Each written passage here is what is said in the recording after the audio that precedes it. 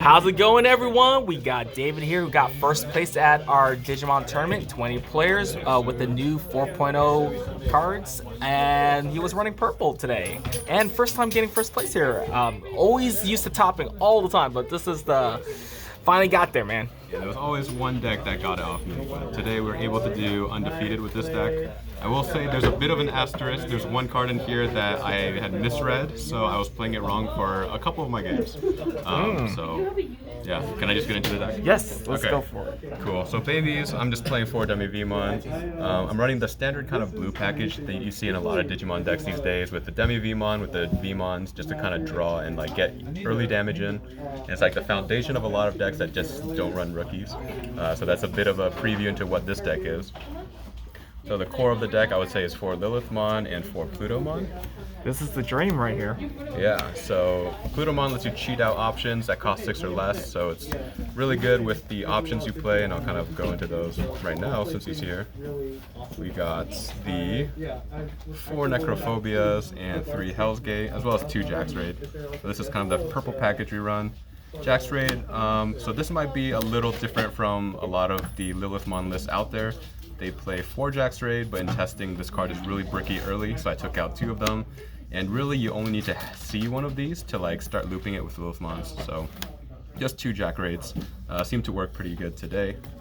And then to round out the 6s, we got 2 Anubismon. Anubismon is just good because he pairs with your blue rookies. You can actually bring back the blue rookies, and then they have Rush. And then in Vmon's case, it has Jamming, and I also play Gabumon. So Gabumon would just give you 1 draw. And then just 3 Gabumon, just as an extra boost to consistency. I was testing this, and I decided to put in 2 Anubismon and 2 Gabumon over 2 Jax Raid. And those are the Vmons we're talking about.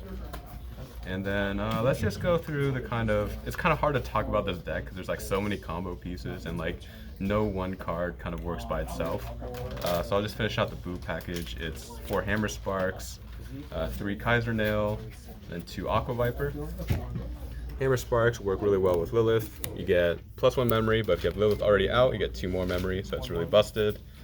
And it's Hammer Sparks, so you see it in memory, or see it in security, it's really good. You get 2 memory, and same Jax Raid has the same effect. So now you have 6 cards that if you hit it in security, it could potentially just end your opponent's turn if they're at 1. Whoops, drop some cards there. And then you see the Kaiser Nails here, and they're really used in conjunction with this card, which is super busted, Cerberusmon Werewolf Mode. This came out in BT4 with the Plutomons and the Anubismons, and then the package is kind of 4 Cerberusmon Werewolf Mode and 4 Cerberusmon Regular. So this was the card I was kind of playing wrong. On one occasion, I actually played him to where you get 9 memory if you delete a Cerberusmon, and I thought you could just delete himself to get 9 memory, which in hindsight is kind of busted. So in that scenario, I kind of stole a game where I had Kaiser Nail in security, and I had the Cerberusmon Werewolf Mode under a Plutomon, brought it out and said, okay, kill itself, gain 9 memory, end your turn. Definitely doesn't work like that, but you can get that scenario if you have Cerberusmon Werewolf Mode under any level 6, and you already have this Cerberusmon on the field. You can do Kaiser Nail for 4, bring this out, kill this Cerberusmon, and then he gives you 9 memory when you delete this Cerberusmon. So that's kind of like the combo, and you can kind of see how that gets super ridiculous when you can keep getting 9 memory without actually paying 9 to play him. So that's why you have Kaiser Nail. So the clarification is really that this would be the target, not himself. Now, just to verify, if you had another copy of this, that would not be a legal target, or would that also be a legal target, just not himself? Sorry, say that again? Would for the legal target, definitely would be a Cerberusmon, but can it, and it can't target itself, but can it target another Werewolf Mode version of him? I don't think so. It has to specifically be this card. Okay. And I think the clarification there is that it has brackets, so it has to be this exact card. Okay. So I was told there's actually another Cerberusmon that's in blue with the same name as this one. So Yes. you could actually delete that one and also get its effect, but unfortunately you can't do it with Cerberusmon Werewolf Mode. Okay. Thank you for the clarification. Yeah, so I learned that today, and it made me think about I learned that in round 3, and it made me think about the game totally differently in the rest of the rounds. Yeah, the I was deck, actually so- wasn't aware of that. I vaguely kind of knew, but I didn't know because you guys didn't really call me to problem solve this. Yeah, because I think maybe I played it so confidently, people just believed me. But there was one guy who's super new at rolling. He's like, yeah, I tried to do that. It doesn't actually work like that. So shout out to him, for educating me. That was super helpful. All right, good to know. Yeah. So we start at 5s and then we run 4 Lady Devimon. This seems kind of weird.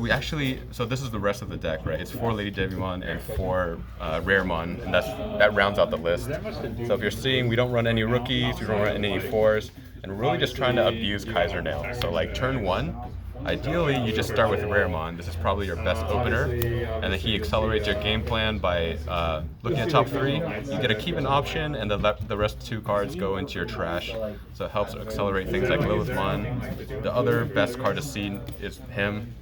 Pretty relatively cheap 5 cost, and he just gets your engine started because when he's deleted, you draw 2 and discard 1. You go into Plutomon, he draws you 2 cards. So there's like a lot of ways to draw, and then if you're in the rare case it happens, you go Raremon into Lady Devimon, and that's just kind of the dream because you only run 4 Raremon, but if you can get the Digivolution effect off, that's also draw 2, discard 2, so that accelerates your combos. Yeah, that's really the gist of it. Necrophobia, you run, if you can get Necrophobia off with Cerberusmon Werewolf mode, he also has Rush, so it cheats out the damage. And if you have Cerberusmon set up on your field already and you have these in your hand, you can basically play him for free and use an extra attack because he has Rush. And then if you play him, you get to delete one of these for 9 memory. So you essentially play him for free, and then say you can swing with him. If he lives, you can play this, delete this, draw 2, discard 1, and then now you get another attack. So it's like kind of comes out of nowhere, and you just have an extra attack. So you can cheat games out like that. And then if you simply have enough memory to hardcast Necrophobia, and you bring this back from trash, free damage. And it's very often you can just force yourself to get up to like 5 memory with, if you have a Lilithmon on field, and you play, the Hammer Spark, that gives you 4 memory right there, so that's 5 memory for Necrophobia. Or just Jack's Raid, especially if you have 10 trash, it'll give you the same effect as Hammer Spark, but very often you actually have 20, so super late game you can get 5 memory, or 4 memory back right here. So it's very often you can get up to that 5 memory to just hard play Necrophobia, and then get this off, and then rush with him. And then Anubismon just for like that extra end game. People don't really expect me running this, but he comes out and he brings out another body with Rush, and just cheats out damage like that. So I would just say, like, with this deck you're playing it, and it's kind of like a miracle deck almost. Like if you're playing MTG, like you top deck stuff, and then it might just be the last combo piece, and then your turn takes 5 minutes, and you squeeze out like a million attacks. So it's a super fun deck, and I wouldn't say there's like a really cookie cutter combo with it. You just have a lot of cards that work well together, and you kind of just try to see the right play, generate a lot of memory, and get as many attacks in as you can. I think that's the best way I can describe that. This is definitely a very unique Lilithmon deck, since usually when people tend to play her, they go very waifu, so they pick anything that's cute. Right. But this one definitely has utility because Raremon is a rare occasion that you don't normally see in a build, but definitely has its purpose. Yeah, he's actually so good too because, even if you whiff the option, that's still mill 3, which is like very good for accelerating Lilithmon to get to 10 trash and just making your Jack's Raid hit 10 way faster. So, yeah, very good card. Yeah. Any shout outs you want to give? Just shout out to CSG. Like, we've been coming here for a couple months now, and Matt's the homie, and the community here is really cool. Everyone here, I would say, is like super aware of the meta. So like every time I come here, people are playing all of the like meta decks, but then people are just rotating out all the cool lists and like kind of the flavor of the week, flavor of the month. But everyone's super like nice and will teach you, about their deck and whatnot. So I've learned a lot since coming here. And yeah, everyone's super chill, so come on. And I always tell people, don't be afraid of the meta. There are ways around it. Sometimes we might have those, those dry spells where can't do anything. This is a tier 0, but look, we gotta find ways. Definitely in Digimon, it's really hard to even say there's a tier 0. Like even when we were in 1.0 with Blue Omnion being a thing, there were ways. Like I've seen green decks, budget green decks, clap its cheeks. Oh yeah, there's like Digimon Turbo back then. I would say for BT4, yellow might be considered tier 0, but like the US meta is so much different from the Japanese meta just because we have like almost a completely different card pool. Like we have the promos early in Pulsemon and the power up pack promos. So that just like boosts yellow, or like unfortunately boosts yellow a little more with the Pulsemons, but like blue is a very good deck with the Logomon and the Ancient Gurumon combo. And obviously, you know, kind of sleeper decks like this can always steal victories too. So I think our format, you know, won't completely be defined, and I'm going to be looking forward to just like playtesting a lot in the next couple of weeks and figuring out what I like to play. This deck ran awesomely today, and I've liked it a lot. So if you want to try a deck that's like super creative and doesn't really have like cookie cutter combos, every game's going to look different, you know, you might want to try this out. Yeah, thank you very much, David. Guys out there, if you're taking a look, definitely a very it's very interesting. I actually enjoy this a lot. Seeing him just pull out some pretty amazing tricks, especially, you know, making the waifu work. And usually it's really hard to you know, keep her on the board at times. How did it work for you?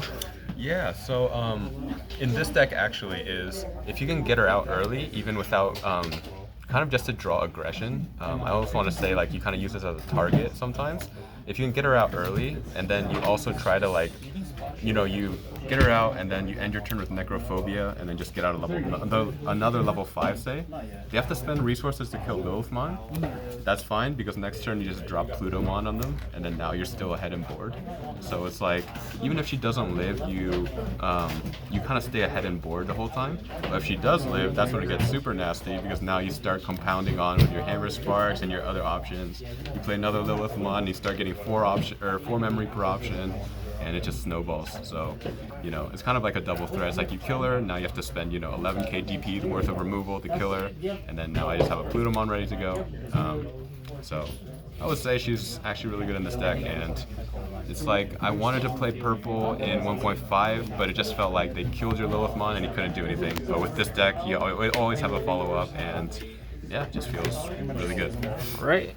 Well, guys out there, people at home or wherever watching this, don't forget to hit the like, leave a comment below, hit the notification, subscribe to us, please. And yeah, you will have more content for Digimon and other card games as well, like Final Fantasy, Dragon Ball, Vanguard.